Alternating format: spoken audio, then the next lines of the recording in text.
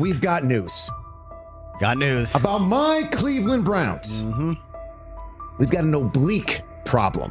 Obliques are big deals, especially when it's your quarterback.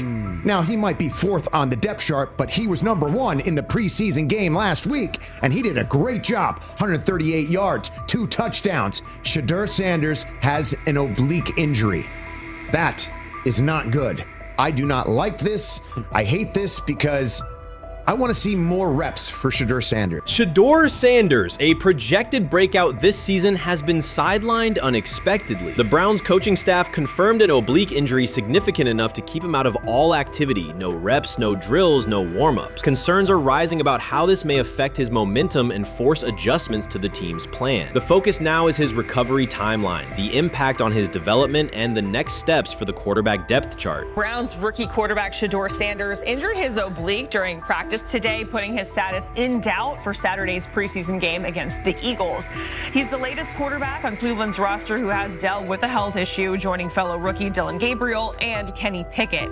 Sanders, who is trying to fight his way up the Browns depth chart, started the preseason opener last week and threw to practice. So how concerning is this for Shedeur as he is trying to, again, make his way up the depth chart, be QB2, potentially QB1 in the future? Dillon Gabriel taking Shedeur Sanders' QB1 spot after Sanders suffers an oblique injury is more than a roster change. It signals the staff is choosing urgency over efficiency. You do not replace a quarterback operating near a 70% completion rate with one coming off a 32% outing unless the decision is driven by desperation or poor evaluation. That is not strategy, it is avoidable loss of production. The impact on accuracy, timing, and drive sustainability is clear, and the difference is apparent to anyone watching. Well, here's what we know. I mean, after practice, Kevin Stefanski, the head coach of the Cleveland Browns, was not available to the media, but I did talk to him on the field as the players were coming off, and he told me that Shedeur Sanders complained of oblique soreness during the warm-ups this morning. Shedeur Sanders' absence isn't just a gap in the lineup, it's a setback for the entire offense. He thrives under pressure and makes throws others won't attempt. When he's healthy, every pass has intent, every drive has rhythm, and opposing defenses know they're in for a long day. Replace him with Dillon Gabriel and the defense senses an opening. Corners press tighter, safeties cheat down, and linebackers blitz more aggressively because they don't expect the same timing, velocity, or accuracy. Yes. I mean, yeah, I'm a fan. I'm not even going to try to hide it. Rich gets You guys are fans. Like, you guys talk about the Cleveland Browns quite a bit. Yeah, it's almost annoying to me. It aggravates people. Like, people don't like the fact that Rich talks a lot about They must love Shedeur. I'm here. But it's like, you have a friend, and that friend's child is following in the family's footsteps. You want them to do well. I don't know why people have such an issue. I know Rich is supposed to be impartial, but it's kind of hard when you have that type of tie to it. But yeah, I'm rooting for Shedeur, man. And Dillon Gabriel's 32% completion rate isn't just poor, it's untenable at this level. A number that low needs no context. It means 2 misses for every completion. Weather, opponent, and play calls are secondary when efficiency is that limited. That output does not sustain drives or keep the full playbook viable, yet he is starting while Shedeur Sanders is sidelined. The contrast is clear. Sanders brings accuracy, timing, and command. Gabriel's recent performance reflects inconsistency and missed opportunities. Choosing Gabriel under these circumstances reduces offensive reliability and invites defensive pressure. It is a decision that sacrifices efficiency and field position. So it'll be interesting to see what happens with Dillon Gabriel, but to the Shedeur Sanders point, it is unfortunate because I thought he was gaining some momentum. I know the practice that they had before they left for Philly, Daniel Oyefusi reported that he actually took the most reps of all of the quarterbacks.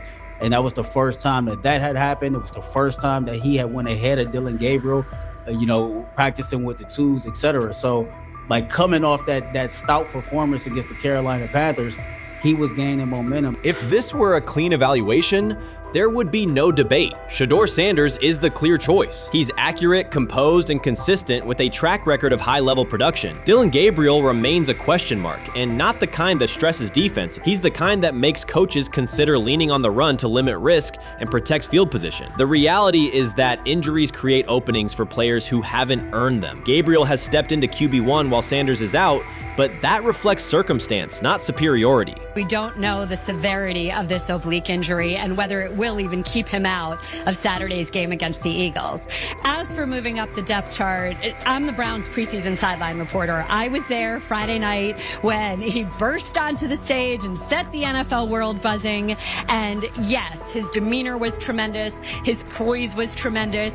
He did the things that were asked of him. But at the end of the day, he wasn't actually asked to do all that much. The real concern is how this could attach to Shedeur Sanders' reputation. The NFL is unforgiving about availability. An oblique injury for a quarterback isn't minor. It affects mechanics, torque, and timing. Even with a strong return, the injury-prone label can linger. For the Cleveland Browns, or any team seeking stability under center, that perception is toxic. Teams don't want a player they fear won't make it through October. That's the risk. Talent doesn't always overcome league politics. Once questions about durability start, they rarely fade. They surface in contract terms, roster decisions, and sideline evaluations. So Shedeur Sanders is injured again? If you were following along on social media today for the Browns' first joint practice in Philadelphia against the Eagles, wow, you were in for a tumultuous ride. I mean, all the reporters, both Browns and Eagles reporters, were pretty much flabbergasted at the fact that Shedeur Sanders was taking 0 team reps during the day, and even Tyler Huntley was getting team reps instead of Shedeur. And then it came out, obviously, everybody's speculating. There's people calling for Kevin's jobs. And before I go any further, I don't blame anybody, ever. Meanwhile, Dillon Gabriel's numbers should be sidelining him, not elevating him. A 32% completion rate isn't a dip, it's a warning sign that points to issues with field vision, timing, and receiver cohesion. That's the quarterback taking snaps while Shedeur Sanders is out. Put their work side by side and the gap is obvious. Sanders shows consistent placement, timing, and footwork that reflect high-level execution. Gabriel's recent output introduces variability that shrinks the call sheet and stalls drives. You can't claim the priority is winning while starting a quarterback who isn't reliably delivering routine completions. Fans recognize it, receivers lose confidence and tempo when targets are off, the offensive line's urgency fades when protection doesn't translate into productive throws, team belief in the quarterback is fragile, and once it erodes, a season can come apart quickly. We could be looking at, 3/4 of Snoop and maybe 1/4 of Dillon Gabriel. Not really exciting for the fans. Of course, it would be nice to see what Dillon looks like. Did spend third-round capital on him. If you're Dillon Gabriel and you're a rookie, is not you want to get healed. You want the reps. You want to take these reps.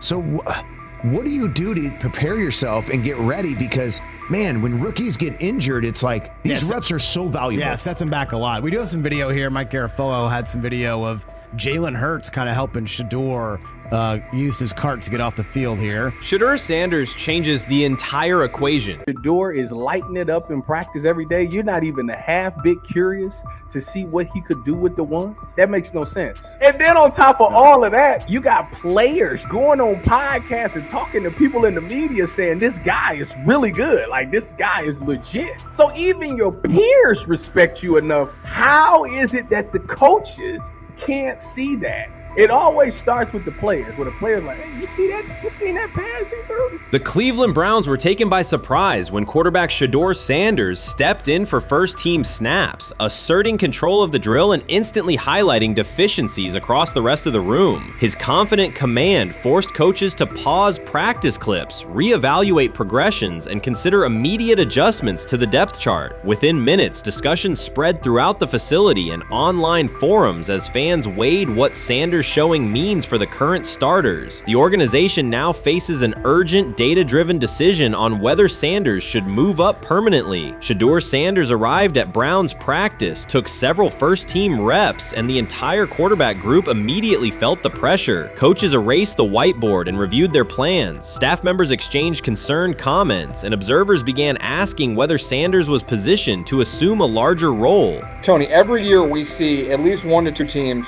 They were in last place in their division the year before.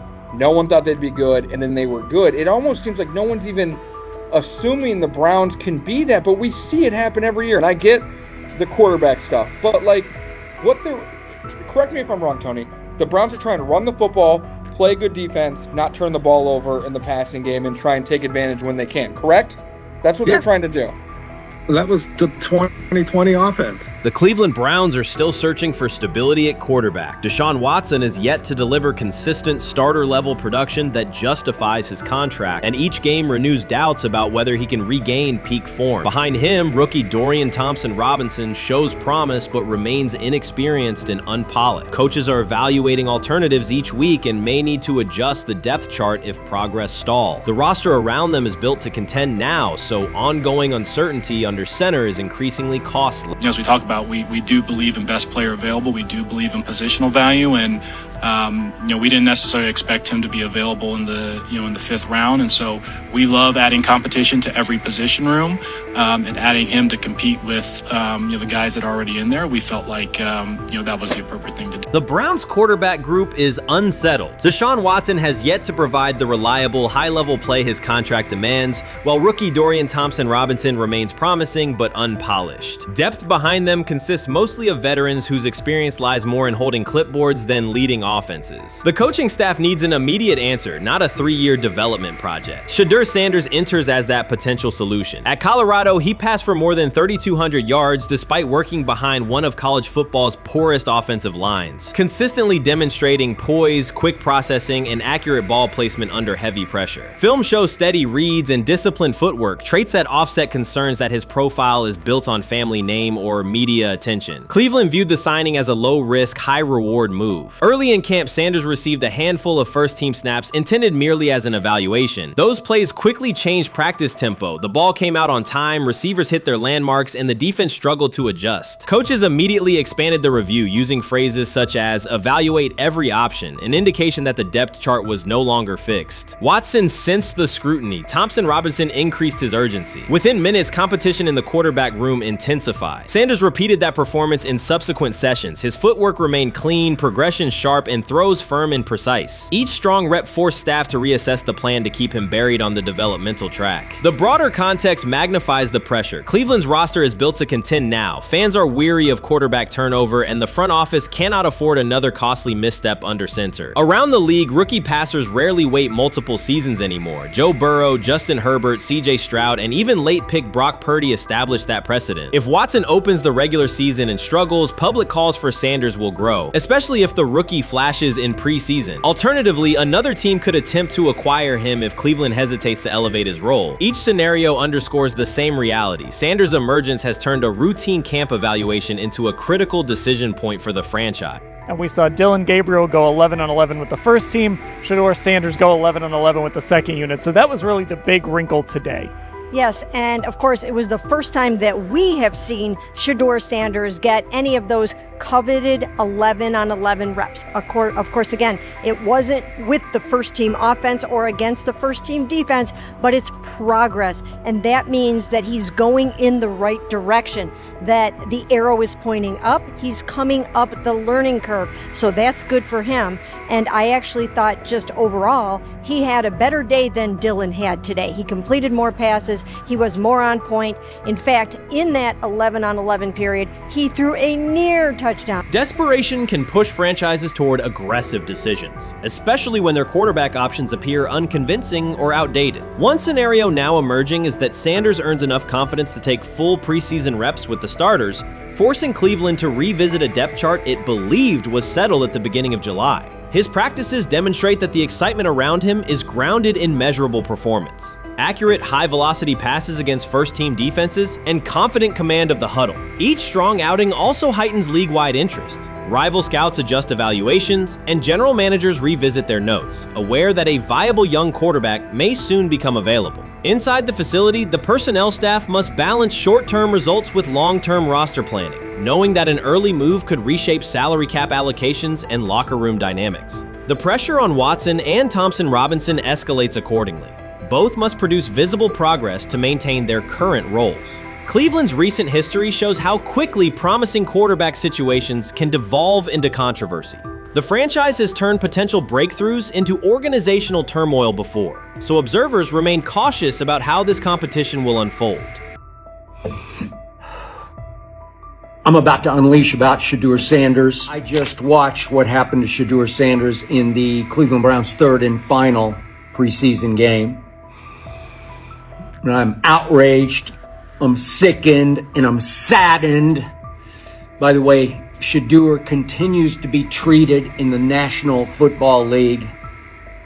Now by those sorry-ass Browns and sorry-ass Kevin Stefanski. The Cleveland Browns are once again mishandling a promising quarterback. Skip Bayless criticized the organization for failing to develop Shedeur Sanders and for misusing his skill set. He argued that the team's decisions are undermining Sanders' progress and turning a major investment into a cautionary example. Bayless pointed to inconsistent usage, questionable play calling, and a lack of clear direction as key issues limiting Sanders. He said the Browns need a defined development plan and stronger support if they expect Sanders to succeed. Skip Bayless delivered a direct, critical assessment this week. After seeing Shedeur Sanders in a Browns uniform, he argued that Cleveland is mishandling the quarterback and undermining his development. Bayless said the team's approach shows poor planning and inadequate support around Sanders. He dismissed excuses about strategy and emphasized the need for better coaching, deployment, and protection. In his view, the Browns are setting themselves up for problems before the season begins unless they establish a clear plan for Sanders. Given the team's recent decisions, his reaction is understandable. Cleveland has a history of inconsistent quarterback development. Shedeur Sanders is a premium prospect, the son of a Hall of Famer, a proven college performer, and a widely recognized figure. The organization should prioritize his reps, protection, and a clear development plan, not place him behind Dillon Gabriel as if he were a secondary option. But I'm going to answer this question by saying Shedeur Sanders, and I'm going to tell you why. I think he's being set up to fail. That's right, I'm going to say it. Okay. Here we are on national television, right? There's been 11 practices, if I remember correctly. He's been starting against, he's been playing against the third unit. He's fourth on the depth chart. And then suddenly you throw him into the start line, and he hasn't had any reps for the first team at all. Think about that. So you're just going to throw him to the wolves like that, huh? I mean, you know, if he had first team snaps in practice. Yet here we are. Cleveland has one of the most publicized prospects and is handling him like a depth piece. The broader issue is the franchise's long record of quarterback instability and inconsistent development. That history colors every move they make. When the Browns draft a quarterback, fans don't anticipate a long-term answer. They brace for another reset. Shedeur Sanders should be treated as a priority, not as an afterthought behind Dillon Gabriel. Let's give him a chance. Let's give him a chance with the play calling. You know you have an offensive line that isn't playing that well. So what do? Why not just play the short game so he can get the ball out of his hands very fast to run a competent goddamn offense? Outside of that, Shedeur has to be better in understanding that the offensive line that you're working with right now is not adequate. Why not allow the players that are competing for a job, in this instance, Shedeur Sanders, to finish off the 2-minute drill? When Browns fans see another quarterback selected, they brace for another setback. The franchise's recent history, from Johnny Manziel's failed stint to the rocky handling of Baker Mayfield, reflects inconsistent development and short-term decision-making. Against that backdrop, Skip Bayless's reaction to Shedeur Sanders on Cleveland's roster was blunt. He argued the team is already mishandling a premium prospect by treating him as a secondary option instead of a centerpiece for the future. Bayless's position is straightforward. Sanders is not just a name, he brings proven college production, leadership traits, and significant visibility that can strengthen both the offense and the organization's broader profile. Burying him on the depth chart behind Dillon Gabriel signals a lack of a clear development plan and wastes early momentum. Instead, Bayless contends, Cleveland should establish a defined pathway. First-team practice reps, protection and personnel tailored to his strengths, deliberate play calling that accelerates processing, and measured in-game opportunities that build confidence and execution. In his view, the Browns need alignment from the front office to the coaching staff to prioritize Sanders' growth. Continuing to treat him like a depth piece risks repeating the same cycle that has undermined previous quarterbacks. Committing to a coherent plan gives Sanders and the franchise a realistic chance to convert potential into sustained performance. Many observers declared Deion Sanders was finished. They argued that his public style attracted unnecessary attention, that his health had deteriorated too far, and that his coaching career was approaching an abrupt conclusion. They misread his resolve. When speculation intensified, Sanders did not schedule a press conference or issue a formal statement. Instead, he released a short video recorded at his Texas home, walking alongside recording artist Lil Wayne. The footage established two facts. Although Sanders still walks with a limp, he remains active, and he intends to return to the sideline. Reports from USA Today and ESPN confirm that Sanders had temporarily left Colorado to recover from a significant, undisclosed medical condition. He lost 14 pounds and missed several summer practices, leading to widespread debate about his future. Unofficial sources suggested complications related to previous blood clot issues, but no official diagnosis was provided. Throughout Sanders' absence, numerous media outlets framed his situation in crisis language, frequently questioning whether he would coach again.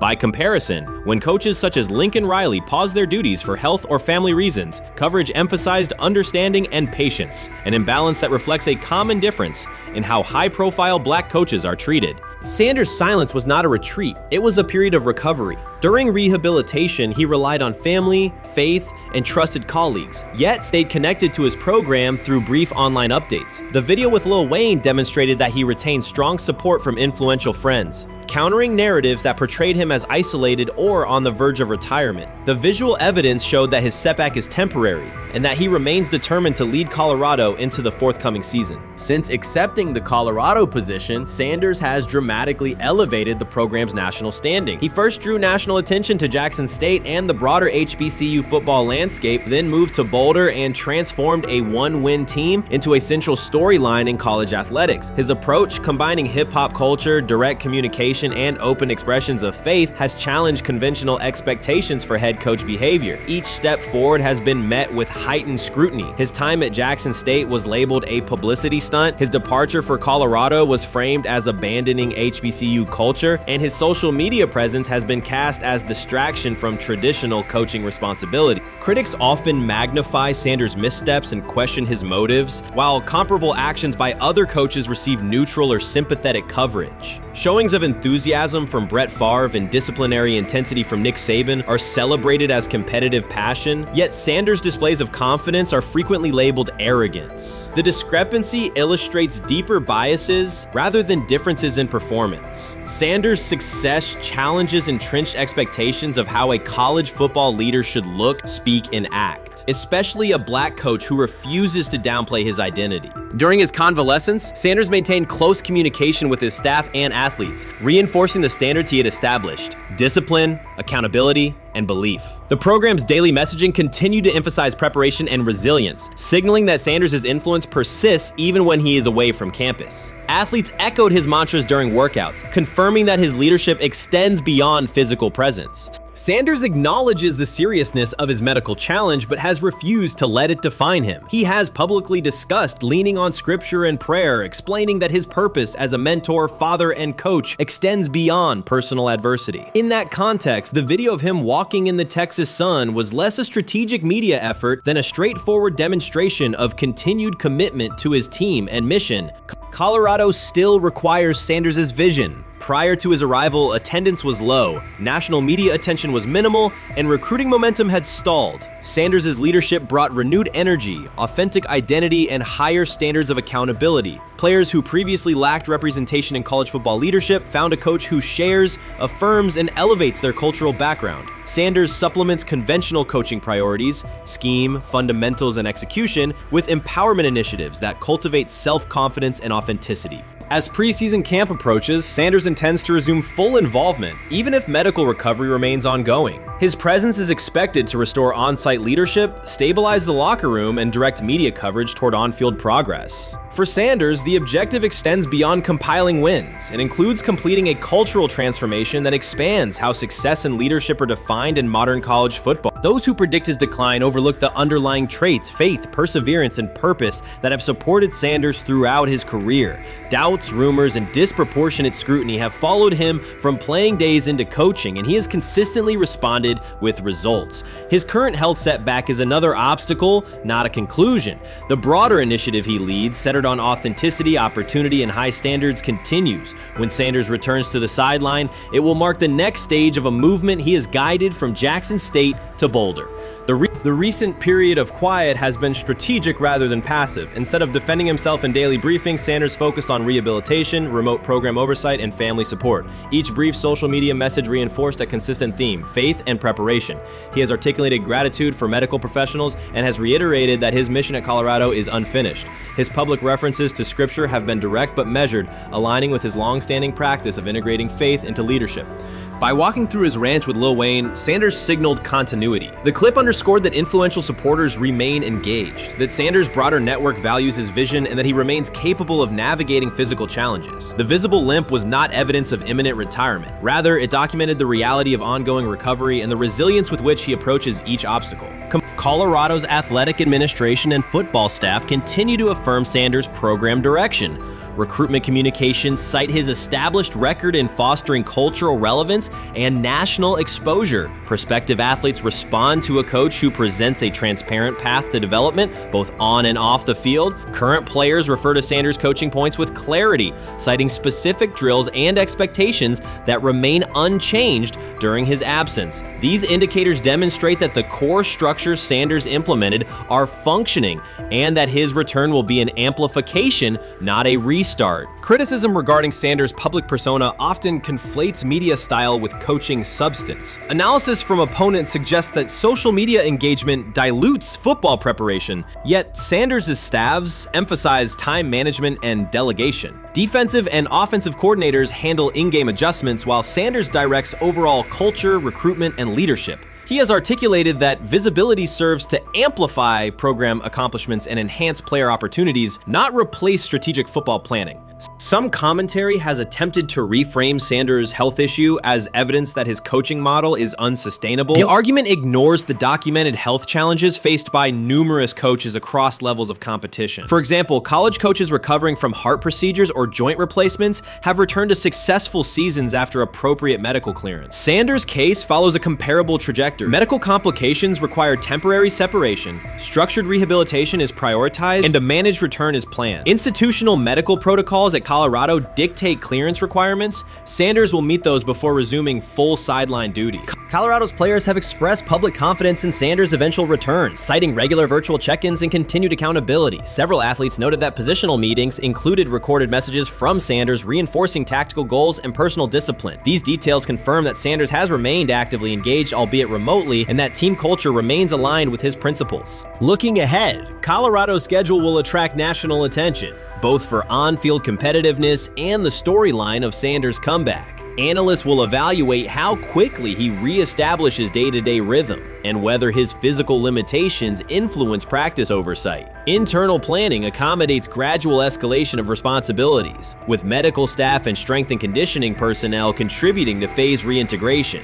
The broader significance of Sanders' return extends beyond Colorado. His visibility continues to challenge prevailing narratives about leadership styles and pathways in college athletics. By prioritizing authenticity, open articulation of faith, and cultural expression, Sanders offers a contrasting template to more conventional models. His eventual recovery and sideline presence will reinforce the argument that diverse leadership profiles can succeed in elite collegiate competition. In summary, rumors of Deion Sanders' coaching demise were premature. Verified reports confirm a substantial but temporary medical setback. He used the time away to focus on health, sustain program engagement, and rely on a support system anchored in family, friends, and faith. His recent public appearance demonstrated active recovery and reaffirmed his intention to resume leadership in Boulder. The forthcoming season will test Colorado on the field, but it will also underscore the durability of Sanders' vision, one that combines competitive ambition with cultural resonance. Observers who continue to question his longevity overlook the resilience and purpose that have defined his career. Sanders' return is imminent, and the movement he leads remains intact. Chris Carter's televised assessment of Shedeur Sanders triggered immediate pushback from Cleveland fans, local media, and even several Browns veterans. Carter dismissed Sanders, a fifth-round pick, as unprepared to start and framed the growing interest around him as purely a byproduct of surname recognition. Since that segment aired, practice reports have told a very different story. Observers inside the Browns facility describe a rookie quarterback who is closing the gap on Kenny Pickett and Dillon Gabriel with surprising speed. Sanders first turned heads in rookie minicamp by directing the huddle with a calm that belied his inexperience. Position coaches reported that he rarely repeated mental errors during installation periods, a trait they rank highly when grading young quarterbacks. In organized team activities, he showed consistent timing on intermediate routes, kept turnover numbers low in 7-on-7 periods, and demonstrated early command of Kevin Stefanski's protection calls. That steady execution earned him a handful of first-team snaps, reps that would ordinarily have belonged to Pickett by default. By mandatory minicamp, the rotation had shifted again. Practice notes from beat reporters detail the rise in Sanders' workload each day. Red zone series against the starting defense, 2-minute drills, and full field scrimmage possessions in which he checked out of called plays when fronts dictated it. Mary Kay Cabot, initially skeptical Sanders would challenge for game day snaps in 2025, wrote after consecutive sessions in mid-June that his footwork, release speed, and pocket management had, quote, meaningfully tightened since rookie camp. Her tone marked a clear departure from early spring projections that labeled Sanders a long-term developmental project. The broader quarterback context in Cleveland magnifies that progress. Deshaun Watson's availability and form remain uncertain after 2 injury-interrupted seasons, while Pickett's transition from Pittsburgh has been uneven. Dillon Gabriel's arm strength is evident, but coaches continue to stress hesitation in his full-field reads.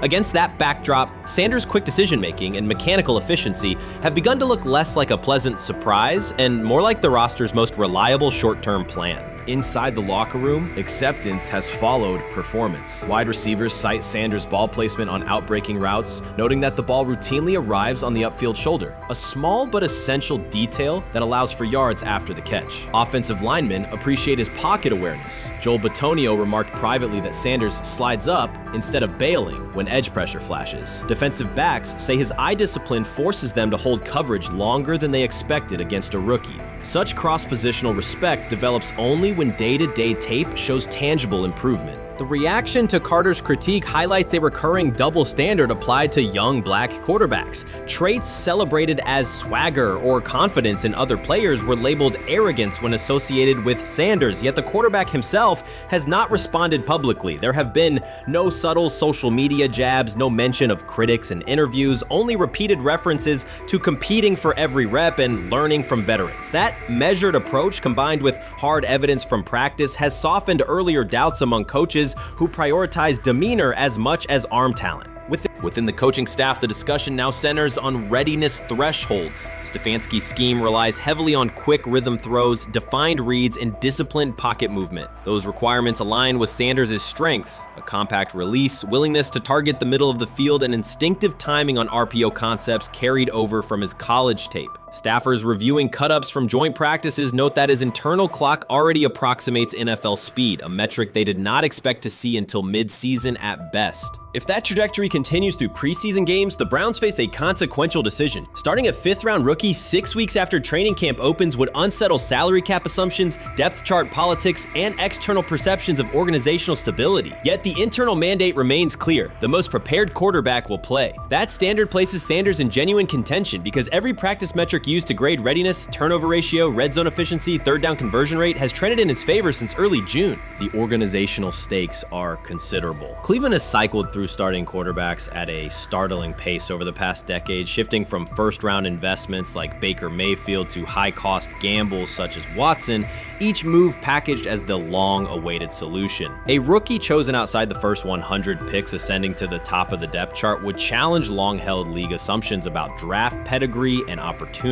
It would also validate the evaluation philosophy that prioritized Sanders' intangibles: processing speed, leadership presence, over conventional arm strength thresholds that pushed him down the draft board. Carter's televised remarks now sit awkwardly alongside daily updates from Berea. His critique relied on pre-draft labels and the presumption that a late-round passer with a famous father would need a redshirt year. Practice film contradicts that stance. Sanders checks protections at the line, manipulates safeties with shoulder fakes, and has reduced turnover-worthy throws in full-speed sessions to single digits. Statistics normally cited for veteran backups, not rookies. The longer that evidence accumulates, the more Carter's comments appear rooted in legacy bias rather than objective performance review. None of this guarantees Sanders will open the season under center. Preseason defenses test quarterbacks in ways practice cannot. Defensive coordinators will disguise pressure and boundary rotation to force late decisions. Sanders must show he can adjust protections and exploit mismatches without the benefit of a controlled environment. Yet within the Browns facility, the conversation has shifted from if he will be ready to when. Quiet confidence from Amari Cooper and other veterans suggests they believe Sanders can steady an offense searching for consistency more than highlight reel heroics. Sanders' rise also affects long-term roster calculus. If he earns the job and performs competently, Cleveland gains starter-level production on a cost-controlled rookie contract, freeing cap space allocated to other positions. That scenario could reshape roster-building strategy in a division featuring Joe Burrow and Lamar Jackson, quarterbacks whose contracts consume significant percentages of team payroll. A capable, low-cost starter would allow the Browns to reinforce their offensive line and secondary while retaining core veterans, a competitive advantage few teams enjoy.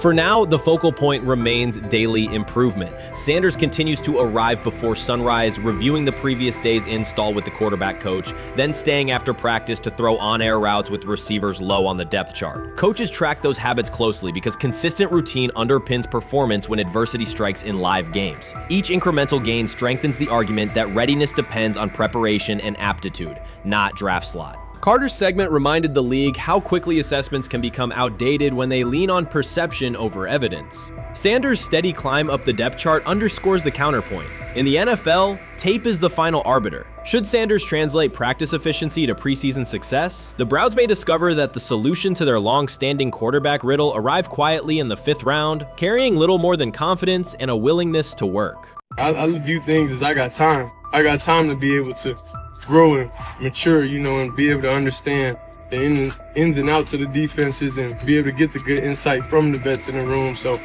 I look at it as, a plus. And whenever, it's time for me to play. Shedeur Sanders rolled into Browns camp and instantly made the whole practice feel like a recess pickup game. NFL vets suddenly looked like they'd forgotten the playbook and were just trying to keep up. With that being said, I see some balls coming out of Shedeur Sanders at that camp, and I'm like, kind of looks like a guy. Yeah, I'm ready. He can sling it. Ready to. I see him, some of the veterans, how they talk to him, mic'd up, see what he's doing in the community. Talking about Njoku there? Njoku, Mike Knapp. Yeah, once you see, different little interactions and things like that, I know he has the talent. We'll see. It'll be a competition that usually brings the best out of guys, especially young guys. So I'm interested to see how that quarterback situation. Right after Shedeur Sanders tightened his cleats and the Browns settled in for what they figured was a routine camp day, the whole vibe tilted sideways. No blazing comet, no UFO touching down at midfield, just a swagger-charged quarterback striding in like he'd crashed the wrong league and thought, yeah, I'll stick around and run this show. The Browns had no clue what storm was rolling in. You'd expect an NFL team to do a quick scout, maybe pull up a highlight reel or two, but nope. They greeted Shedeur with a shrug, only to watch him seize the field on snap 1 and run the whole operation like a seasoned pro. First and foremost, he's been the best quarterback in camp. Now look, Joe Flacco ain't had many opportunities. There was a whole day I saw he didn't throw the ball at all. Here's my theory on the situation. They already know who's starting in the number 2 is. They already know. Joe Flacco and Shedeur Sanders is already locked up. You're missing the boat, people. You're missing the boat. Your boy, Kenny Pickett and Dylan Gabriel, oh, they're fighting. Shedeur didn't merely clock in, he hijacked the session. One moment he's loosening his arm, the next he's roasting veteran QBs like faded names on busted draft boards. Defensive coordinators everywhere had the same gut punch reaction. Uh-oh. His pocket poise? Straight disrespectful. His timing? Psychic. And every pass left his hand like it was laser guided to its mark. While Shedeur Sanders was slicing up routes, the Browns secondary looked less like an NFL backfield and more like a gag gaggle of dads sprinting through a Saturday fun run. Big on enthusiasm, short on closing speed. Coaches fought the urge to slam the emergency horn. Players traded wide-eyed, "Are we serious?" stares, and someone even double-checked that a hidden camera crew wasn't about to pop out of the tunnel. But nope, this was pure Shedeur, half cold-blooded surgeon, half highlight factory. He wasn't dropping a casual "I'm here," he was crafting a masterclass. From the first rep, the tempo changed. Shedeur Sanders accepted the snap with steady footwork, diagnosed the Browns' single high shell, and delivered a tight window seam route that forced the free safety to recover late. Throughout the period, he manipulated leverage with quick shoulder fakes, moved through full field progressions, and released on time from a balanced base, consistently putting the ball on his receiver's upfield shoulder. Cleveland's coverage struggled on multiple fronts. Safeties hesitated between deep half responsibilities and underneath support, creating voids at 15 to 20 yards. Cornerbacks and off-man were caught in trail position when Sanders used rhythm throws on three-step drops, while those who tried press technique had their inside hand neutralized by his receiver's outside releases. Linebackers widened to match shallow crossers, leaving the middle hook unguarded for pivot routes and option digs. One corner attempted a line of scrimmage jam. Sanders immediately adjusted the route to a back shoulder fade, releasing the ball before the break and rendering the press ineffective. Over the session, he showcased pocket discipline, reclimbing to maintain throwing lanes rather than drifting, and finished with a series of anticipatory throws against cover 2 cloud, fitting vertical outs between the flat and deep half defenders. Sanders' combination of rapid post-snap processing, precise ball placement, and pocket efficiency exposed coverage mismatches at every level and highlighted communication gaps in the Browns secondary. By mid-session, the Browns defensive staff clearly recognized their calls were outmatched. Every adjustment, a roll to cover 6, a simulated pressure, a late rotate to 2 high, was neutralized once Shedeur Sanders confirmed the post-snap picture. Routes that had taken weeks to script were beaten by timing and location. Comeback set at 12 yards broke open before the corner's transition. Slot seam outs dotted the void between the flat and deep half defender, and boundary receivers beat press with quick hand techniques, receiving the ball before the trail man could recover. Sanders' command was methodical. He used cadence to freeze plug blitzes, re-ID'd the mic when linebackers sugared the A-gaps, and maintained a firm base so he could reset and fire without resetting his feet. His receivers benefited from that rhythm. Top of the stem, eyes back, ball delivered on their upfield shoulder, allowing immediate transition to YAC. The Browns front tried a late stunt to compress the pocket. Sanders climbed 2 steps, re-spotted the shallow crosser, and delivered in stride, turning a potential sack into a 20-yard gain. What stood out most was how little ramp-up Sanders needed. From his first series, he processed full field concepts at tempo, cycling through progression reads without hitching. The poise under interior pressure, consistency in ball placement, and ability to manipulate zone defenders left the Browns' coordinated disguise packages ineffective and forced them into static coverage by the end of the period. In short, Sanders' efficient mechanics, rapid processing, and anticipatory accuracy rendered Cleveland's defensive game plan ineffective at every level, from pre-snap disguise to post-snap spacing. Imagine there's many people that think Dylan Gabriel's a better quarterback than Shedeur Sanders. I don't care where they were drafted. If the Browns are the one team that thinks that, then I'm going to suspect it's not true. They don't know what. Listen, I've been on every quarterback evaluation for 30 years. Right. I never root against anybody. Yeah. But I'd be surprised if Dylan Gabriel's ever a legitimate starting quarterback for the Cleveland Browns. I'd be surprised. I just don't think. Well, then it is a wasted pick because you took him in the top 100. Yeah, but potentially. Yeah.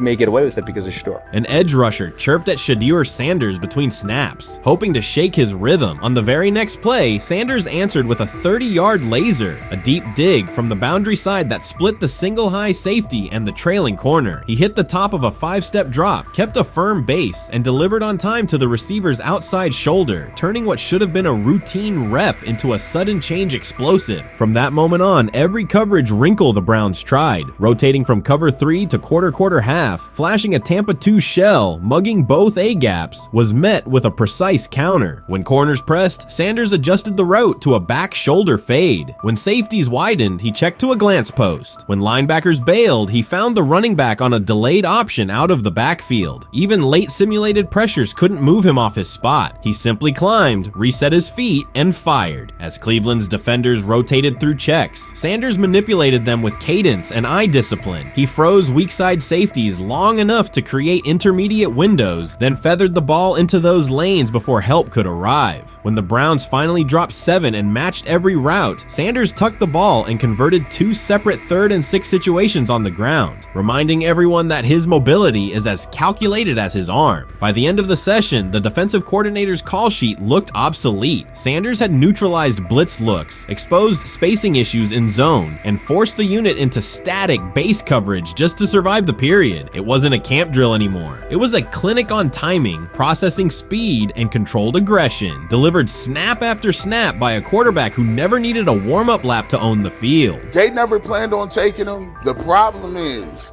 like Ocho Cinco said, you got somebody that has endeared himself to the locker room.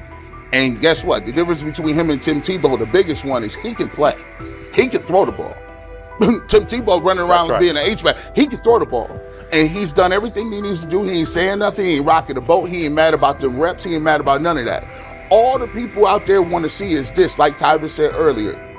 We want to see what he can do with Jerry Jeudy. That's it. I want to see what he can do with David Njoku. I want to see him with Junkins. I want to see him with the first running backs. If you are cooking, if you are beating down the doors with the 3s and 4s, guess what?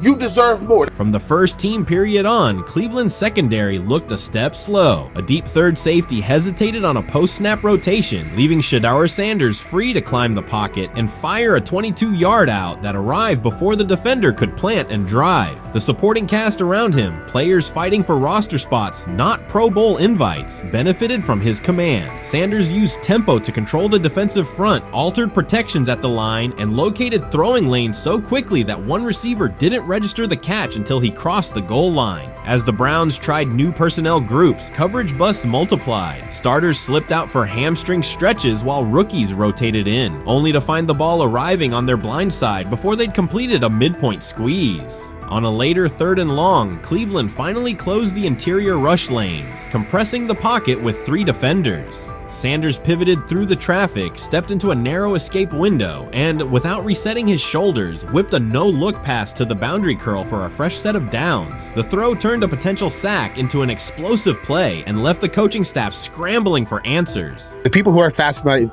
by Shedeur for whatever reason, whether it's his play, I guess, last year was kind of fun. If you're just like a guy who grew up like loving Deion Sanders and passed that love on down to your kids, I can see why you're like that. The one thing I will give them is you're looking at this quarterback room. If you're a fan of Shedeur and say, why can't he go beat Dylan Gabriel or Joe Flacco or Kenny Pickett?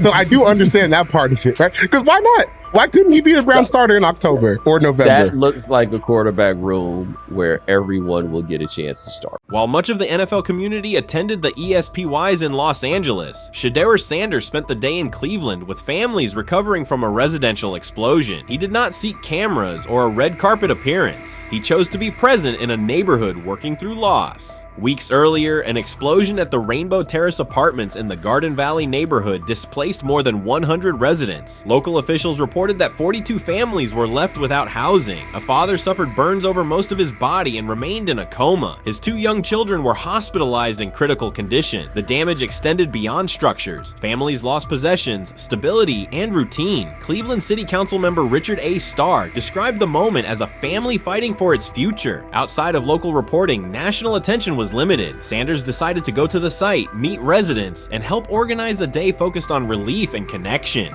The decision drew questions almost immediately. Some asked why he was not at the ESPYs, others questioned his motives. Sanders did not respond with counter-arguments. He explained simply that he felt an obligation to be present and that he would act on that conviction. This was not a team-scheduled appearance. He promoted the gathering himself, arrived without ceremony, and spent the day with residents. His approach emphasized listening, participation, and time. The event, which he called the Garden Valley Fun Fest, brought a large turnout over several hours. The purpose was straightforward: create space for families to reconnect and for children to play, even as recovery work continued. Sanders threw passes with kids on the blacktop, joined in games, and spoke with parents and grandparents about what they were facing next. He moved through the apartment complex and common areas with minimal staff support. Browns defensive lineman Michael Hall Jr. attended and interacted with residents as well. There were no speeches or stage staged moments. The focus remained on residents and their needs. Questions about visibility persisted as photos and short clips circulated online. Some criticism framed the visit as a substitute for a higher profile appearance in Los Angeles. Sanders kept to the same message. The priority was to support a neighborhood coping with displacement and uncertainty. He did not present the choice as a protest of any event. He presented it as the correct use of his day.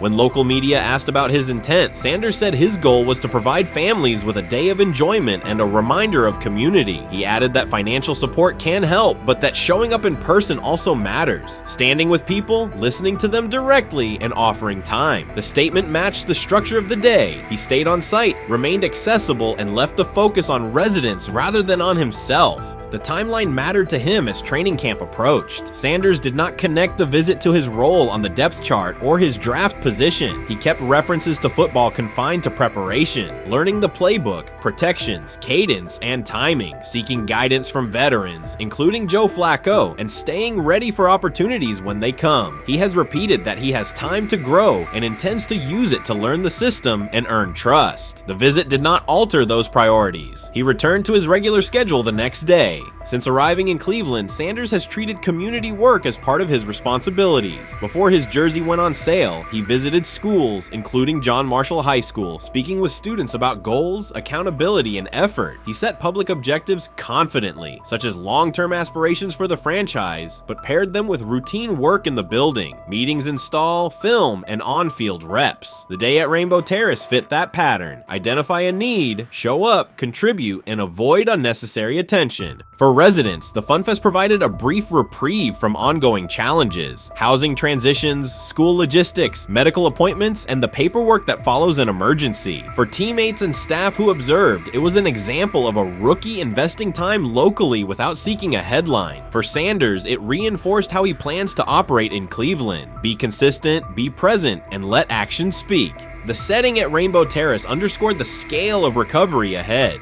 Families described the first weeks after the explosion: nights in temporary housing, efforts to replace clothing and essentials, coordination with agencies and community groups. Sanders moved from group to group, speaking with parents about their immediate needs, greeting elders who came to watch the activities, and encouraging kids who wanted to throw a football, run races, or take a photo. He kept the schedule flexible so residents could arrive and leave as they were able. Community partners and volunteers handled tables for supplies, simple games, and refreshments. There were no sponsor banners or organizational pitches. Residents organized as they usually do, checking on neighbors, guiding children, and sharing updates. Sanders' role was clear: participate, make time, and listen. The presence of a recognizable player brought energy, but the purpose remained practical: create a normal afternoon in a place that had not felt normal since the blast. Online reaction covered the full range of opinion. Some posts praised the decision and the event's tone. Others questioned why a rookie would skip a high visibility awards show. Sanders did not try to manage that conversation. He maintained the same explanation. He chose to spend the day where he believed he could be useful, and then he returned to his football schedule. The approach was consistent with how he addresses other topics: answer directly and move on to the next task. The same measured approach appears in his preparation for camp. Sanders has not asked for public guarantees about reps. He has focused on install recall, cadence, and protection IDs, route timing, and situational work. He has sought input from veterans, thanked teammates who have provided guidance, and spent time with receivers and linemen to align on communication.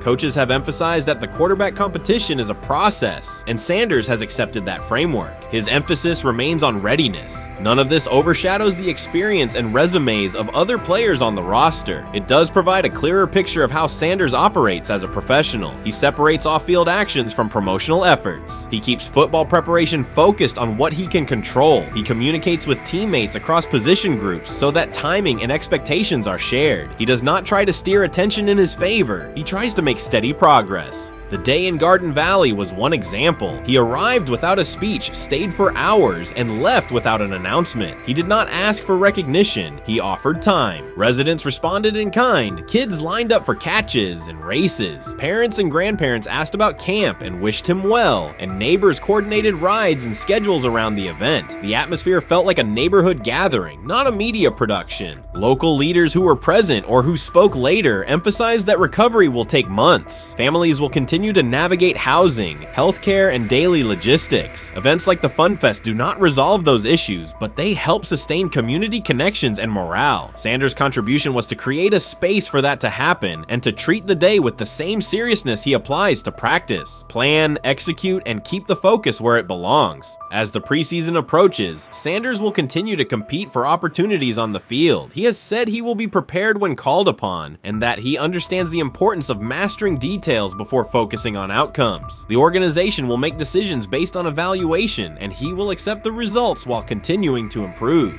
The off-field choices will remain consistent, identify needs in the city where he lives, and contribute in direct, practical ways. The core elements are simple. A neighborhood suffered a significant loss. Residents faced immediate and ongoing challenges. A rookie quarterback chose to spend a day there, without a press conference, without a schedule of talking points, and participate in a community-led event designed to give families a break and remind children that play still has a place. He provided presence, not a headline. He listened more than he spoke. He returned to work the next day. In a league and media environment that often prioritize visibility, Sanders made a different choice. He kept attention on people, not optics. He placed value on time spent in person rather than on appearances. He continued to build trust in the locker room and in the city through steady conduct rather than declarations. That approach, measured, direct, and consistent, will shape how he is viewed in Cleveland as much as any public statement could. The outcome of his football career will be decided on the field by installations learned, reads made, throws delivered, and games played. The outcome of his role in the community will be measured by smaller, quieter moments. Afternoons like the Fun Fest, school visits, and unannounced stops where listening matters more than being seen. For Cleveland residents at Rainbow Terrace, the takeaway from that day was straightforward. Someone who represents their team showed up, stayed, and participated without fanfare. For Sanders, it was the same. Do the work in front of you, whether that is a practice period or a neighborhood event, and keep the focus on the people who are affected most. Grab hold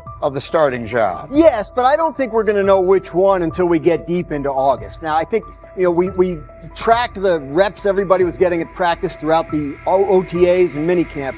But when you talk to people there, they just want to make sure everybody got what they needed. And that, Kenny Pickett, we find out if he has the goods to be the starter. Joe Flacco, they back him off a little bit. He's 40. He may not need as much. The rookies, Shedeur Sanders and Dillon Gabriel, what do they need to learn to make the transition from the college game to the pro game? That's what the spring was about for the Browns quarterbacks. Now, Shedeur Sanders has moved from social media celebrity to on-field standout, and ESPN now lists him among its first-team candidates. Reactions are split. Some fans are impressed while others are skeptical. Whether this reflects Deion Sanders' long-term strategy or simply Shedeur's rapid development, the story is drawing widespread attention. Here's a look at what led to this moment. They never planned on taking him. The problem is, like Ocho Cinco said, you got somebody that has endeared himself to the locker room.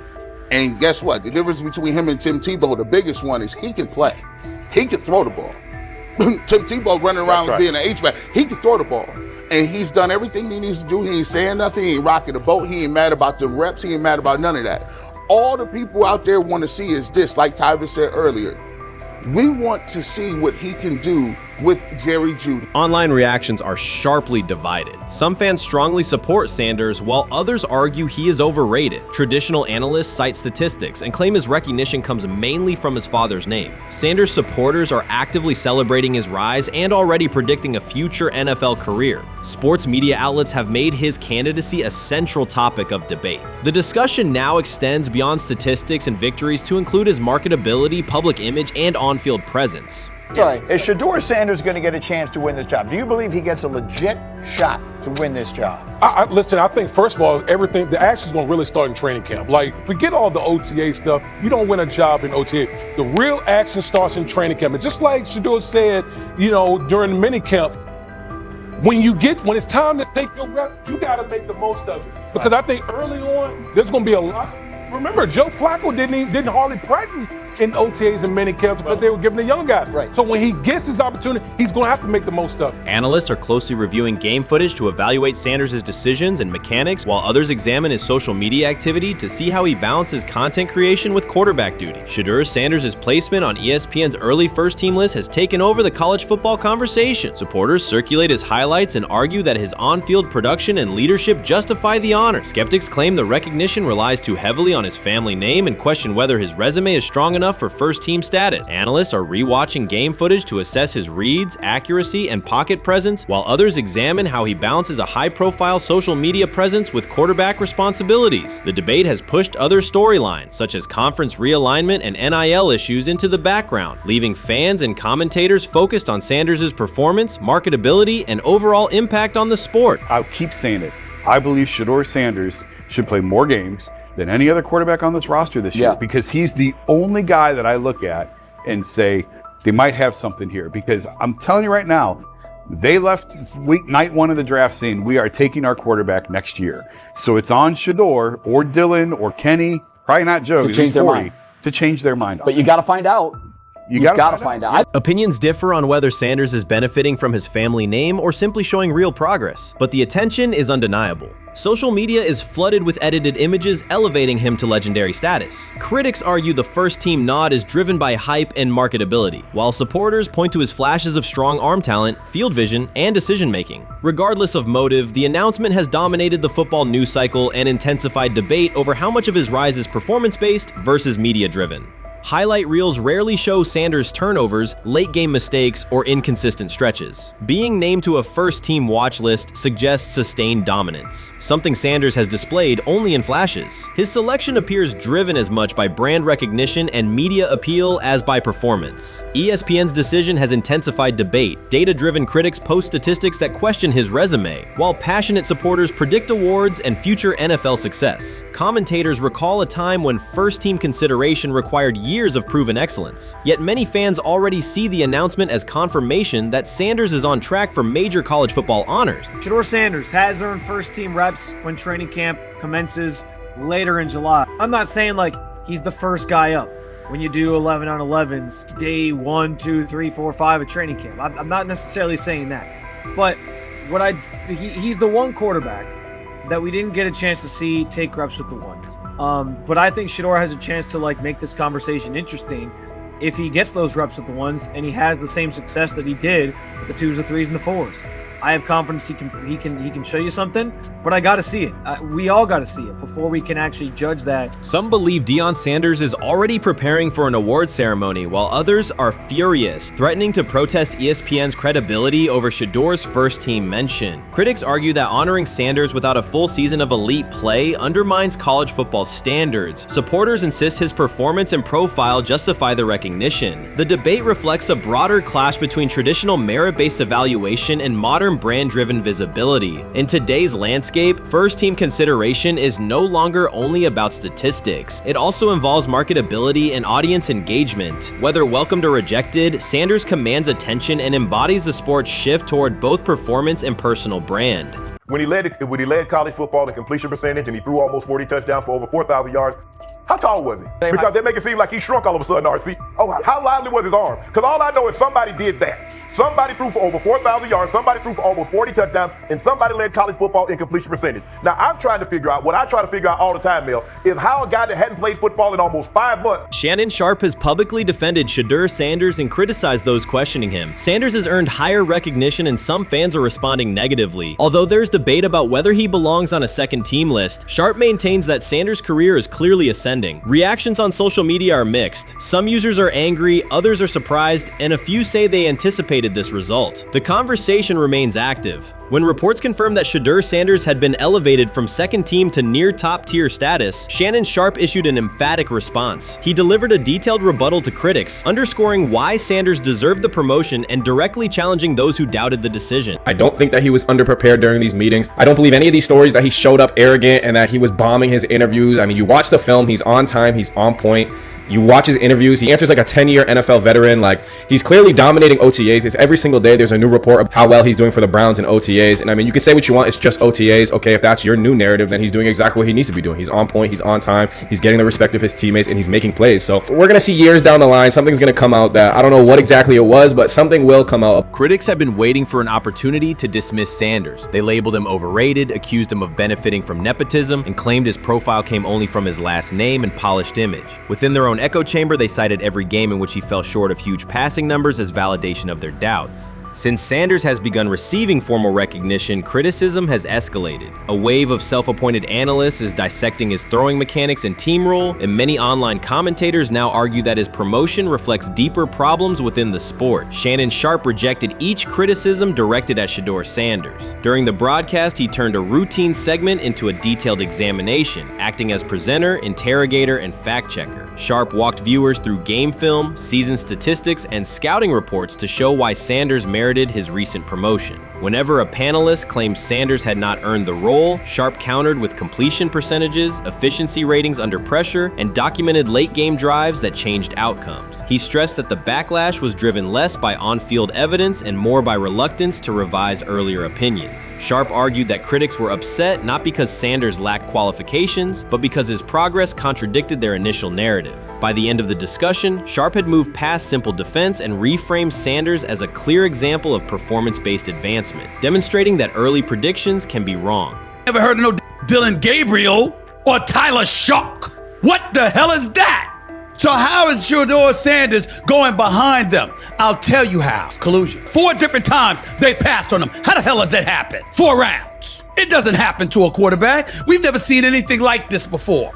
Shedeur Sanders with the watch. Shedeur Sanders with his bravado. Shedeur Sanders with this supposed arrogance or whatever. Shedeur Sanders' advancement did not happen by chance. While detractors questioned his resume online, he continued to prepare, attend every practice, and deliver accurate throws under pressure. The contrast between his output and the complaints directed at him has been stark. Some critics even argued the selection committee was, quote, biased toward performance, as if rewarding strong play were improper. Rumors quickly followed. Certain commentators speculated that a public relations push from the Sanders family must have influenced voters, suggesting everything from coordinated media strategies to alleged favors for coaches. None of these theories addresses the basic point. Sanders earned his promotion through consistent production, poise in the pocket, precise ball placement, and efficient decision-making. Shannon Sharpe highlighted these facts during his response. He noted that Sanders' performance metrics justify the recognition and emphasize that resistance to the move stems more from prior prejudice than from substantive evaluation. For Sharpe, the goal was clear: present the data, challenge unfounded claims, and correct the narrative. The discussion therefore became a broader statement about acknowledging merit and abandoning outdated assumption. Colin Cowherd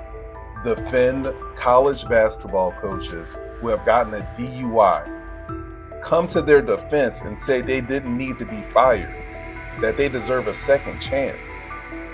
But Shedeur Sanders drives 40 miles over the speed limit, gets a one-on-one ticket, and Colin Cowherd comes on his show today and says he's out on Shedeur Sanders. He's seen enough. He can't support him anymore.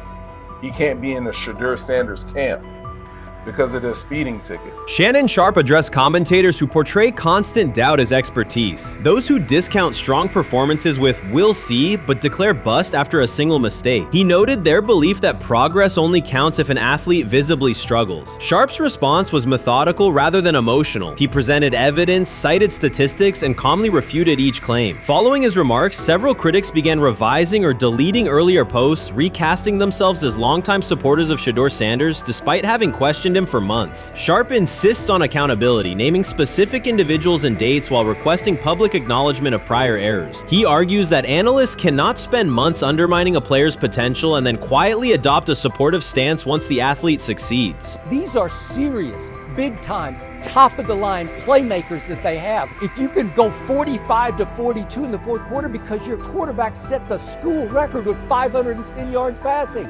He was flawless. Shedeur is big time. I didn't know for sure, will it translate to the next level of competition? Yes, it might translate to the next level of competition as he can play. Critics who once claimed Shedeur Sanders was unprepared now hesitate to acknowledge their mistake. They resist retracting earlier comments and struggle to accept that an athlete can succeed without their approval. Sanders continues to share practice clips and game highlights without engaging the debate, while Shannon Sharpe documents every dismissive remark, ready to revisit them on national television. The disapproval did not slow Sanders. It underscored his progress and exposed the gap between perception and performance. As a result, the conversation has shifted. Analysts Analysts who doubted him now describe him as undervalued and publish detailed evaluations of his mechanics and game management, suggesting long-standing familiarity with his career. In a matter of weeks, critics have recast themselves as advocates, demonstrating how quickly opinion can change when consistent results leave little room for doubt. Shannon Sharpe signaled that his commentary is not over. He considers Sanders' advancement a positive outcome for every athlete who has been overlooked or criticized for having confidence. Sharpe stressed that analysts do not have the authority to determine who deserves recognition based on personal preference. The reaction to Sanders' promotion, he argued, revealed how quickly opinions can shift once results are undeniable. Sharpe pointed out that many vocal critics became quiet when confronted with objective performance data. This exchange, Sharpe insisted, reached beyond defending a single quarterback. It challenged the practice of dismissing achievements that do not fit familiar narratives. He reminded viewers that success does not require external approval and that consistent talent will surface despite online commentary intended to minimize it. While critics reconsider their positions, Sharpe remains steady, assigning credit to the athlete and allowing the scoreboard to confirm the argument. In his view, the statistics speak clearly enough. Sharpe also emphasized that the intensity of the backlash must be placed in context. College football is a volatile environment where unexpected outcomes are common. Therefore, declaring failure based on incomplete evidence only weakens the credibility of sports analysis. The discussion underscored the need for measured evaluation rather than reactive judgment. Dak Jackson and him and everybody else that we talked to have said that Shedeur looks good. He looks really good. Yes. He looks better.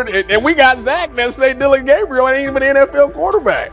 It's true. So how is it that this man can't get a rep with the ones, but that non-NFL quarterback can? We all what agree with sense that, does that make? Some observers now claim that recognizing Shedeur Sanders' strong performance undermines football's traditional standards, even though they previously argued he received coverage only because of his father. Faced with Sanders' current statistics, those critics are searching for explanations that fit their earlier narrative. The data have always been clear. Their earlier objections ignored that fact. Shannon Sharpe is openly highlighting this reversal, comparing past negative remarks with Sanders' recent 400-yard games to demonstrate the gap between criticism and evidence. Sharpe did not force these commentators to backtrack. He simply displayed their earlier claims alongside Sanders' results, allowing the contrast to speak for itself.